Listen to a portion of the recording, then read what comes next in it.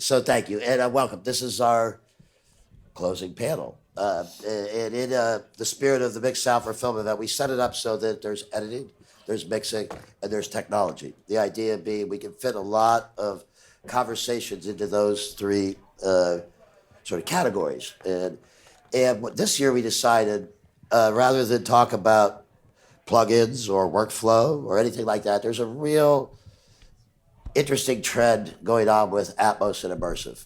This event was founded on Immersive Sound back in 2014.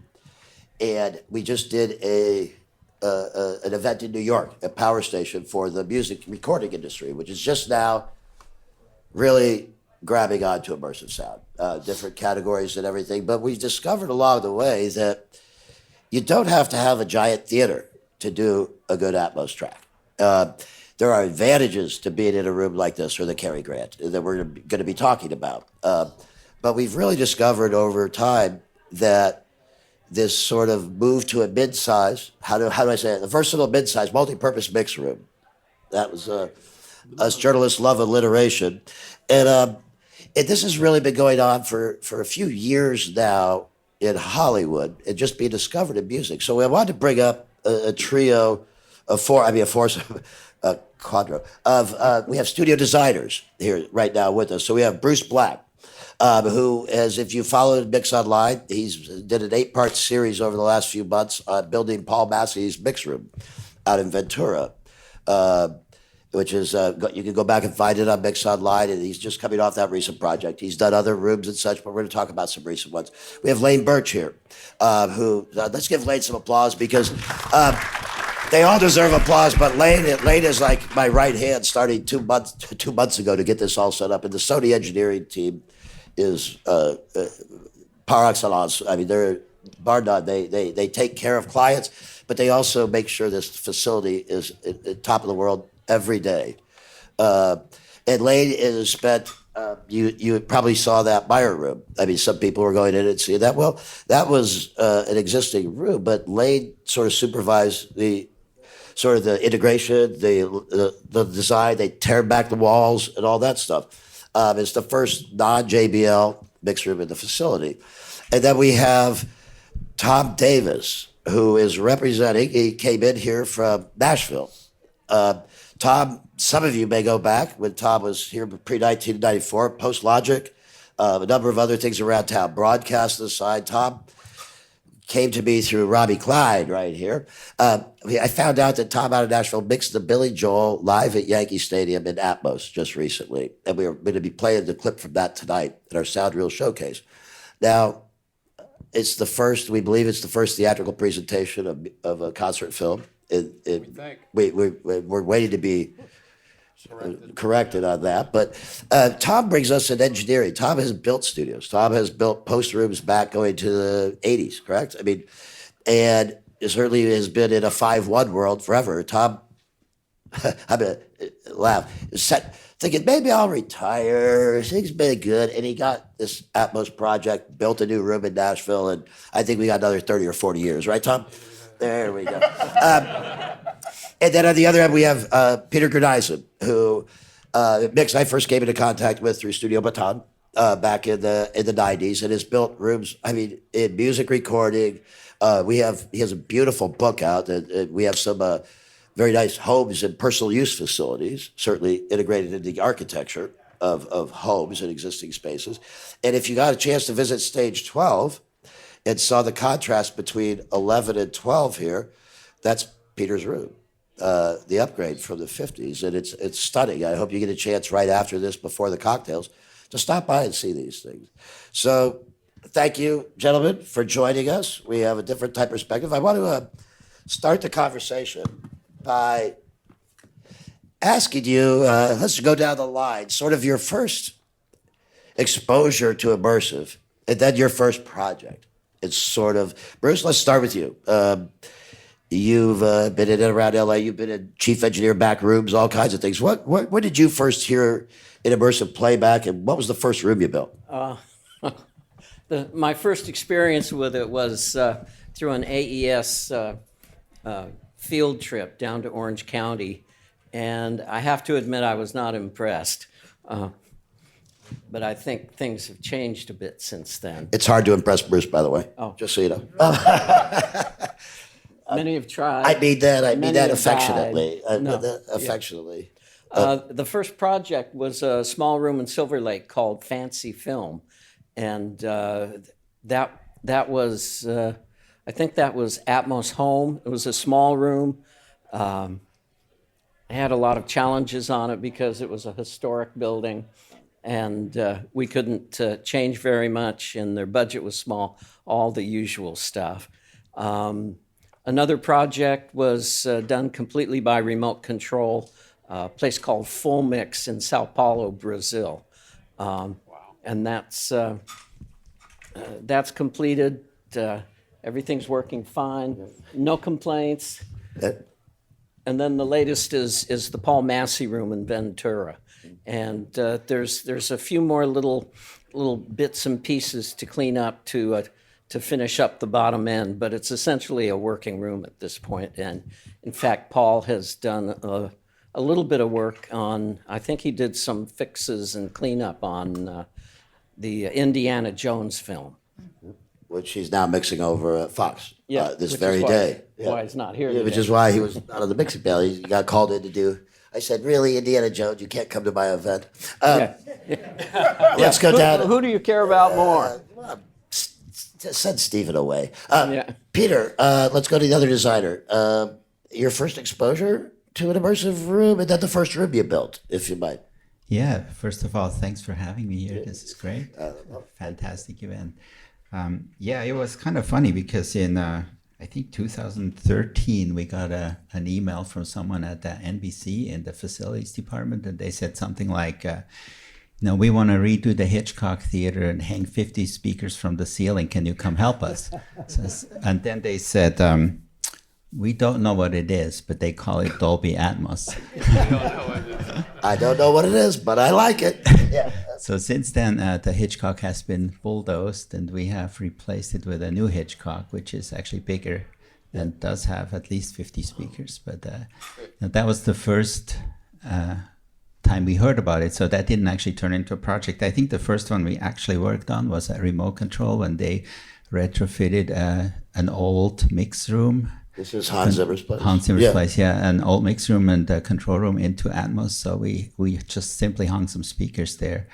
And then I think the first ground up real Atmos room was at Levels, Levels in Hollywood, which we've been working on for many years. And then they added another room. And after that was built, we also went through some of the older rooms and retrofitted them there. What size are we talking at Levels then? What size of room roughly? Yeah, I wrote it down amazingly. So that one was about smaller than this, bigger than smaller, quite a bit smaller. Yeah, it was about 21 by 25 feet, so not huge. Yeah. Lane, you've were you here? I'm sorry, I should know the answer to this question. You're not supposed to. Were you here when they had the hold-in, the first room back in 2014? Were you part of the staff then? Or? No, they completed the Holden and Novak a couple years before I. A couple years before you joined. Yeah. But your part, and I would like to address this. I mean, what was the first time you experienced it, and then you've been a part of the integration of all the rooms here since. So Yeah, the first time I was running operations over at the DAC, which is Digital Authoring Center, and we were authoring Blu-ray and DVD over there.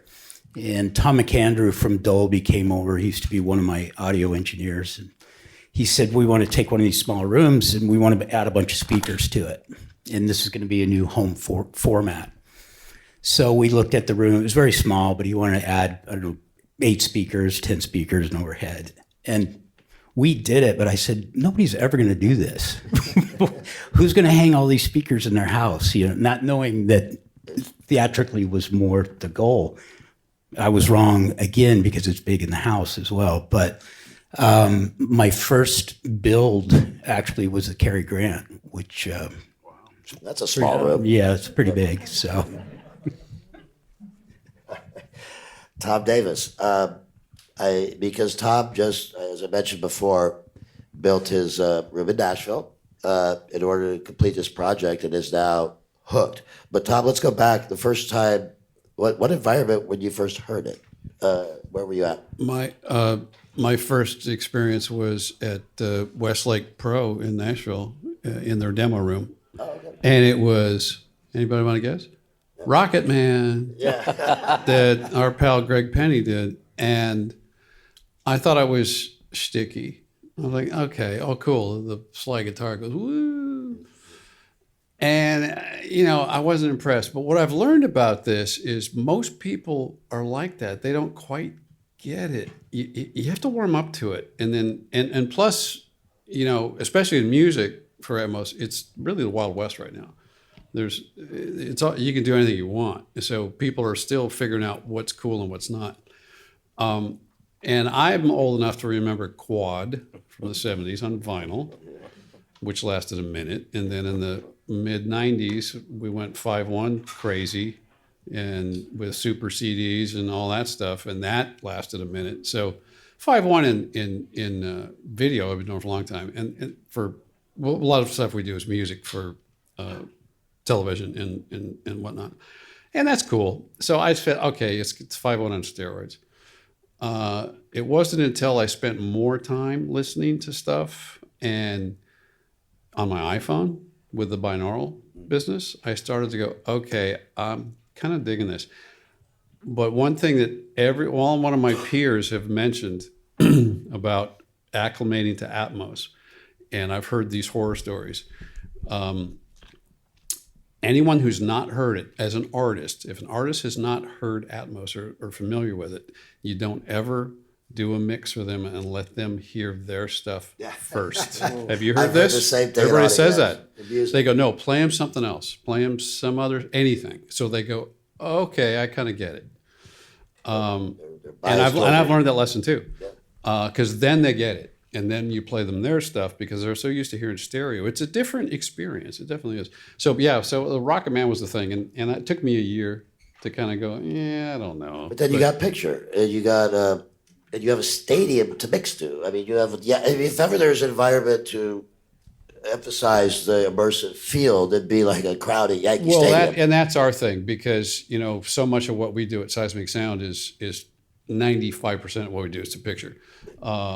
And 5.1 was nice for that, for concert things, and we do award shows and things like that. And it's okay.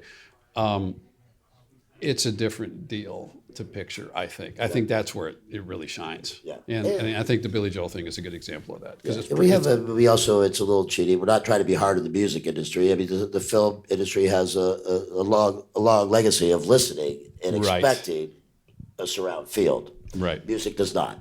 So, but... let's move on to this. And when we go back to the Holden Theater at the start of this mix event, and then they go, as you heard Lane say, here at Sony, they go to the Holden to the Grand. That's going, large to larger. But in the intervening years, when they built Theater 3 here, which they called the Will Files Design Suite at that time, this mid-sized room started to ripple through town, that I would argue. And people realized there are huge advantages to having volume. There are huge advantages to finishing in a room like this when you're working on a big picture. But we really have started to establish the midfield. So what is it in the midfield, Bruce? I mean, is it you hear detail and clarity? I mean, is it what is it about that size room that works? Well, most of the rooms I've been doing are not large. I haven't done any rooms like of this size. So they've all been mid-size and down. And don't think I'm really qualified to say what the difference between a big room and a mid-room is. Because, I worked here for a little while, but I didn't really listen to anything in the rooms because I was busy fixing stuff. Yeah, back. But I think... there are absolutely differences acoustically, and it does come down to where the product is going to be played. If it's in a living room, that's one thing. If it's going to be played in a theater where you have the speakers recessed into the walls, you have a whole different acoustical situation. Well, let's talk about Paul's room then in particular, because he's going to be... he's at Fox right now mixing Indiana Jones. So he's doing some things at home that translate up.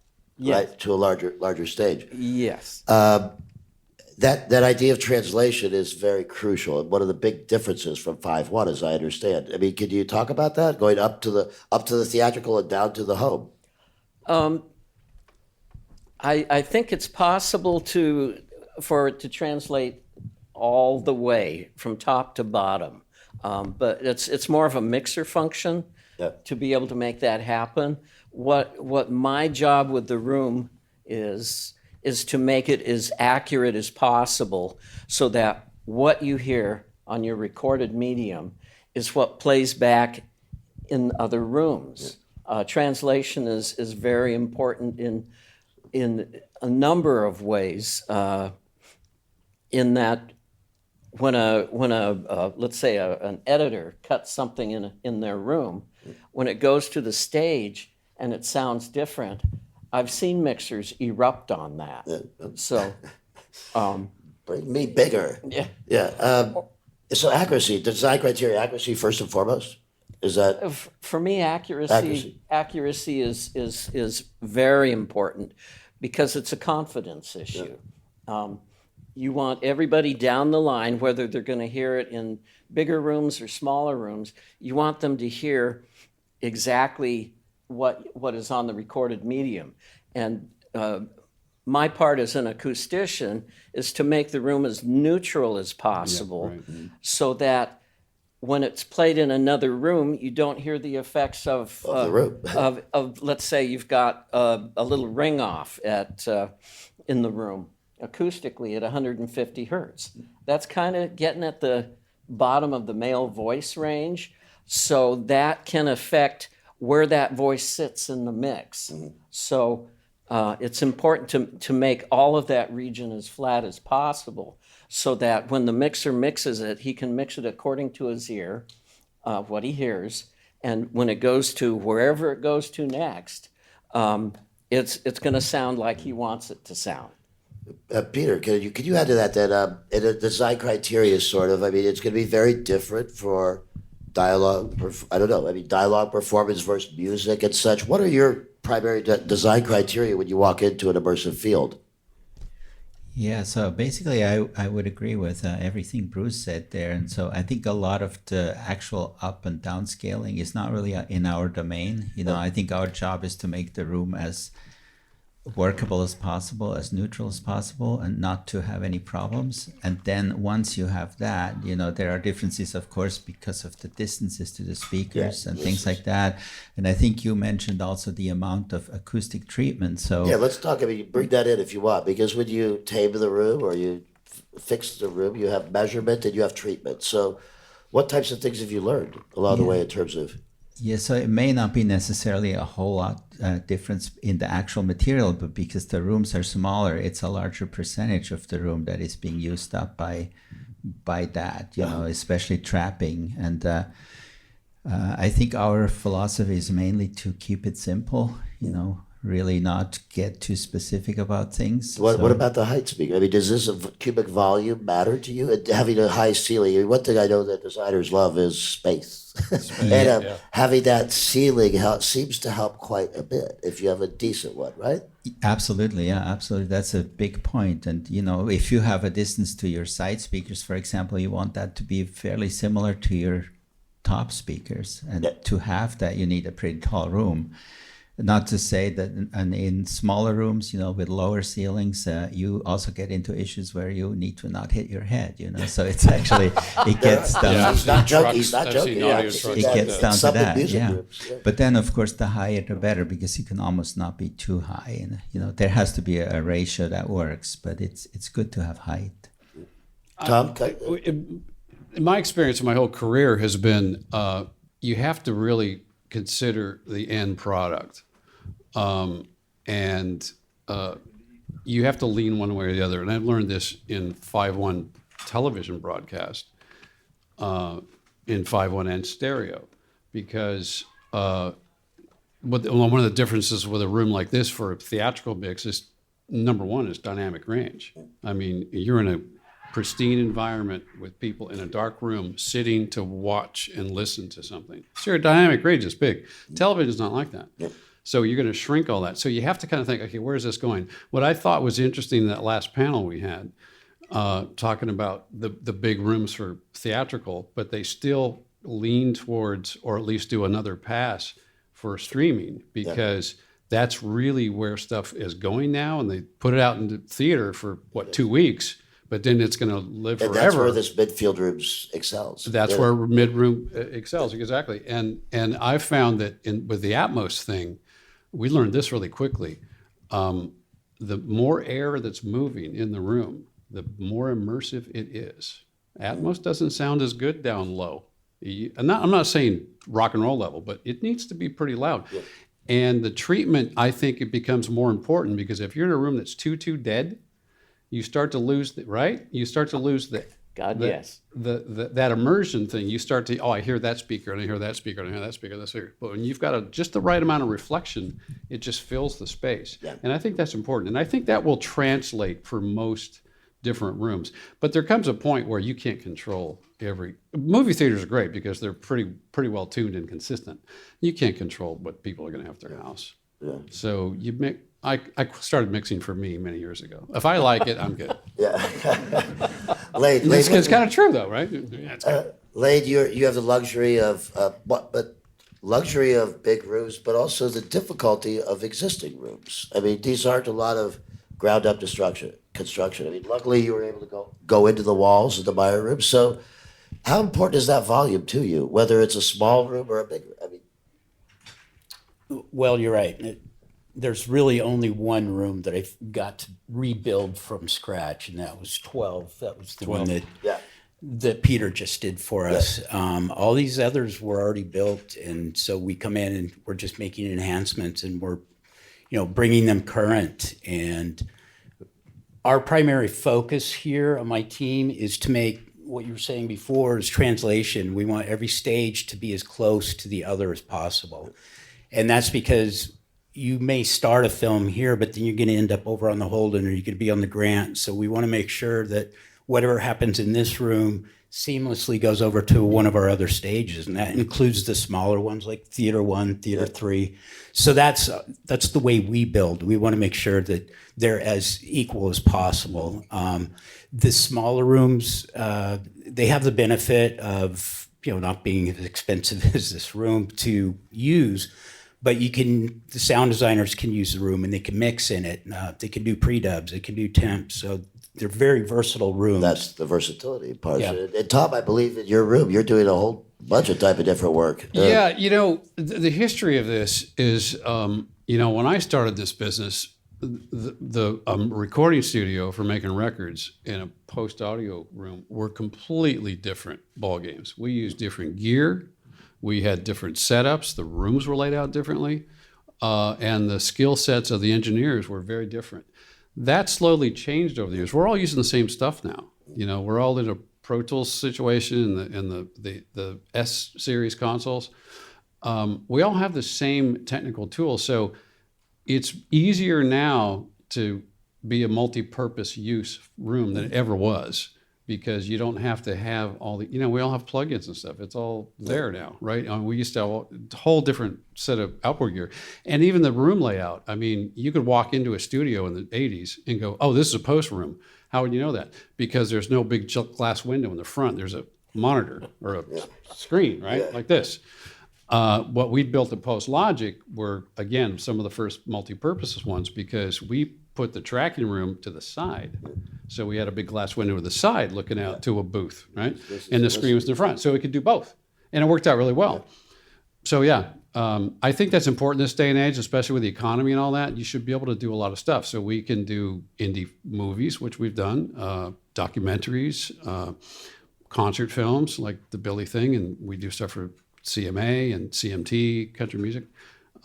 And we do ADR. A lot of actors live in Nashville now, so we have an ADR system going with the beep tones and all that, because I learned to do that here in Hollywood. So I brought all that to Nashville.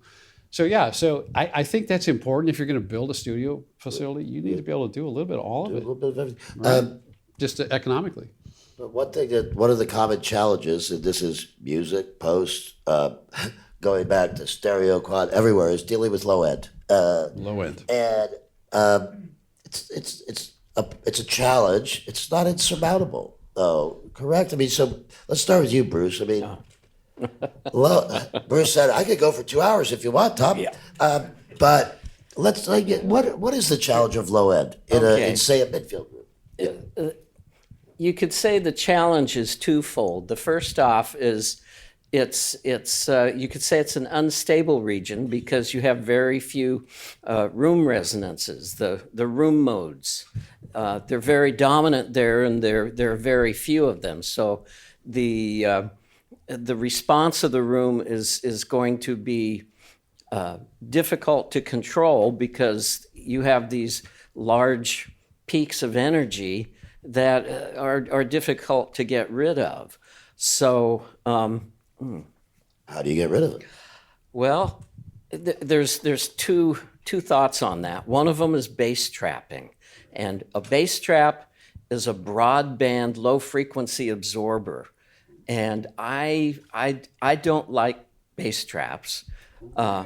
Yeah, I don't. He goes because if you look at a low frequency response graph and apply a broadband bass trap to it, it takes that frequency response and turns the whole thing down. So in essence, you still have those peaks and dips, but you've just turned it down. And one of the rare problems that can come up with that is you trap it out so much that the bass is weak. So what do you do when the bass is weak? You turn it back up. Whereas my chosen method is something called a Helmholtz Resonator, which can be tuned to target the specific frequencies that are problematic. To do that, you have to take measurements of the room so you know where the resonances are, because you can try to calculate them, but it won't always be accurate. There's always different things going on. So to control the low end, I design in a series of Helmholtz Resonators tuned to the offending frequencies. And How does that? I mean, I'm a layperson. How does that work? I mean, well, is it a tubular device, cylindrical? it has got to be one of the easiest devices to make. It's a square box with a hole in it. And you can make the box any size, any shape, and find a place. You can fit it to the available spaces in the room, and then the port, the hole, is used to tune it to the particular frequency. So the net result of using the Helmholtz resonators is it flattens out the low frequency response without taking what you might call the good energy out. Yeah, you reduce the peaks, leave everything else. With a bass trap, you're basically throwing the baby out with the bathwater. And I've experimented with this and used it on many rooms, and it works really well. You have to be careful. You have to be concise. You have to make the measurements, but it works really well. And I don't think you can buy them at Sweetwater right now, can you?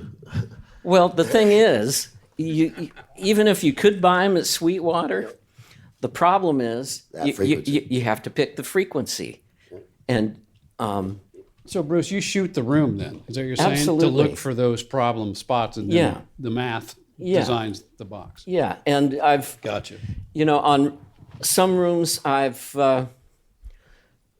tried calculating, and it without having the opportunity to shoot the room, and that kind of gets you in the ballpark. I'm kind of leaning on the cue of the resonator to grab what I want it to grab, but knowing that it's doing what I want it to do is real important to me. It's You're going dialing in very specifically. very specifically. But yet you have, I'm sure there are rooms you've done that have trapping. And Peter, I mean, when you have a client out in Malibu, a composer or something, how are you dealing with low end? I mean, Yeah, actually, this is maybe where we kind of take a little bit of a different approach, and we don't. that's fine. We diverge. We diverge, yeah, exactly. So we kind of look at things like Helmholtz resonators or resonant absorbers and things like that as almost like the last thing to do if things don't work. So we would start out with some bass trapping in most of the rooms, and I think. Again, it goes kind of to the same philosophy of doing it as simple as possible and as low tech as possible. Not, also for budget reasons a lot of times. Yeah. But one of the things we found, and we have done quite a few, like Helmholtz resonators and other things like that, that are really tuned to a frequency. But I don't know too much about the electronic aspects of these things. But when you tune something or when you equalize something, stuff in other areas starts to move.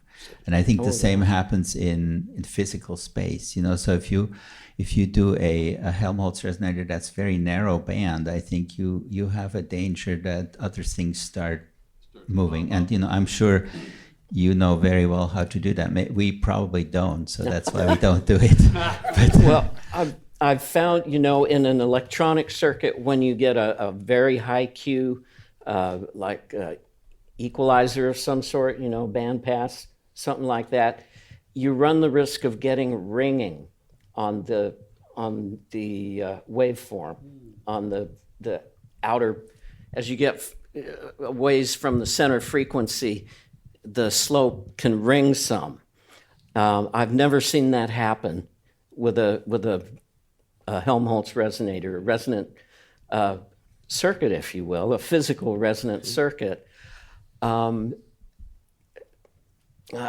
just never. Can I ask on the broadband though, on the trapping? Is this all around the room, ceiling, borders, everywhere? I mean, how do you do that? Yeah, usually you can't do all around. The ceiling is usually the easiest because you don't walk on it and it's up there. And like, for example, in stage 12, since we're right here, there's basically just a hollow cavity up there with acoustic tile, and that's around the speakers. So it's fairly deep.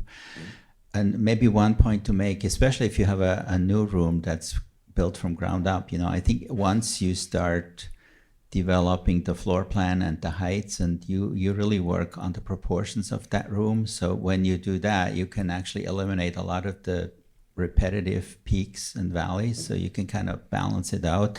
And I think that really gets you very far. That's not always possible, of course. If you have an existing room, you can't do that most of the time. So Lane, let add in here, because when you go to an existing room and the Lancaster was redone recently, do you find yourself suddenly reshooting the room and having demand for different acoustic materials and such? Did it change at all the signature of the room in a sense? On a few of the rooms, yes. This room, I feel when they initially designed it, they took care of all that. Yep. So we didn't really have too many problems with this particular room. But that is one of the things that we chase the most, is low frequency issues in all of our rooms. And it's one of the hardest to chase down. We'll bring Bruce in and try to, I think a lot of times what we'll do is maybe figure out a way to rebuild the room, restructure the room to get rid of that.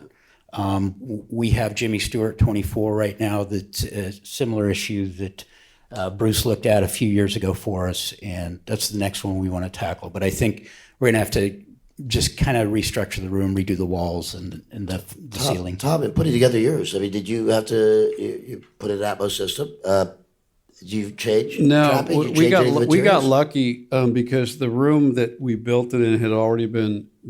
I mean, there's no live bass trapping in this room. It's one of those odd rooms that, and a lot of us have probably seen those, where it just kind of magically works. And it always has for Motown 20. Yeah, exactly. So we were pretty lucky. So when we did the Atmos thing, and once Dolby tuned it up and timeline and everything, it sounded great. So we ran with it. But I have a question for you two guys. It just hit me.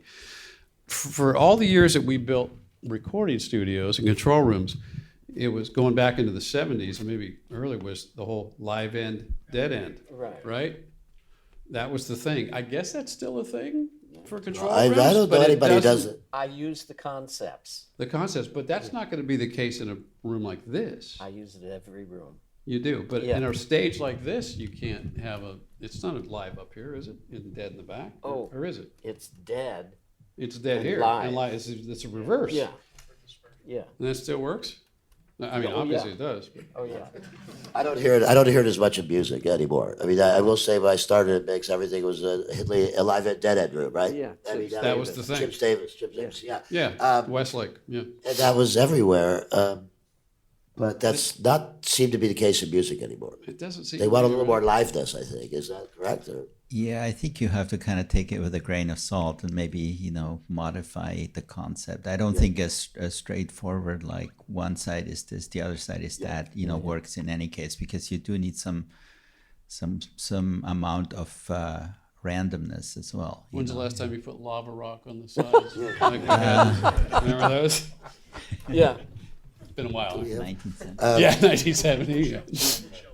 We have about 8 minutes left. Michael, do we have a mic to ask questions? And do we have questions in the audience? You have some really talented folks here, so I'll hand off mine right now. We'll do the first one. You were here earlier. I think you got something to say for him. All right. Hi, I was wondering when you're talking about Helmholtz resonators and bass traps, do you tackle standing waves first and try to balance that out, or how do standing waves apply to the effect of Helmholtz resonators? It's part of my greater process.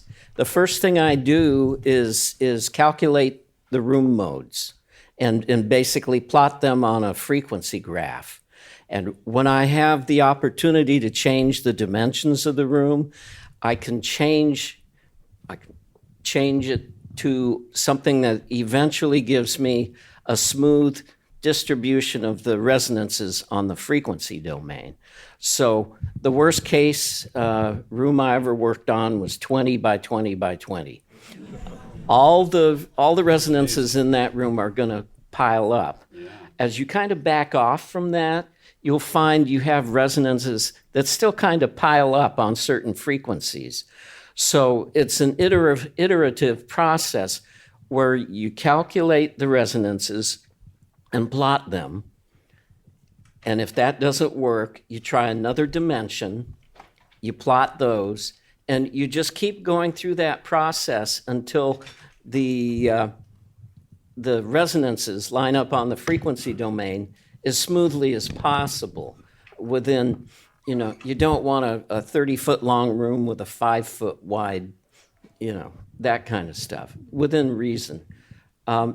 It will never be absolutely perfect, but if you go through that process, you pretty much handle the room resonances. And then from there, you can once the room is built, you can shoot the room and put the resonators in at the frequencies that are showing up in the real world.